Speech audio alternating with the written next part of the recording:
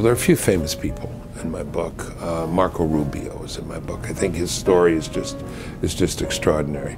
There are some other people in the book who are quite well known, but most of the people in the book, in the profiles, which are these profiles of real people living in the world, are regular people.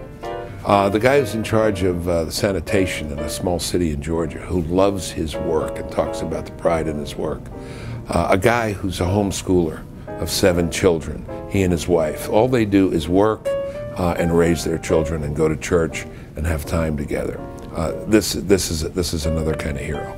The book starts with retired Captain Donovan Campbell from Dallas, Texas, who's a United States Marine, who wrote a book called Joker 1 and is a friend of mine.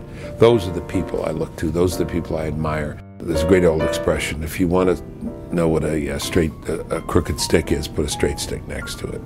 I was recently at a graduation where 2 ceremonies were going on simultaneously. One, basically a beer party after graduation, where people were doing the usual thing one expects of college students, and then off 50 yards away, 2 men of that graduating class were being commissioned as lieutenants in the United States Marine Corps.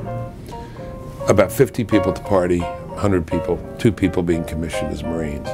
As the commissioning went on, very quietly, very honorably, very humbly, people in the 100 started to slow down their partying and just glance and gaze and look. And they finally, many of them, came closer to observe this ceremony. Not a typical kind of thing on a college weekend, but at the end, about half the people in that college crowd were watching, and when the ceremony was over, they applauded.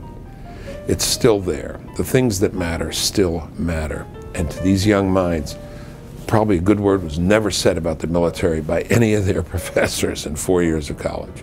But as Aristotle says, we know. We know somewhere in our hearts and our minds, our sensibilities, what is good, and we are drawn toward it.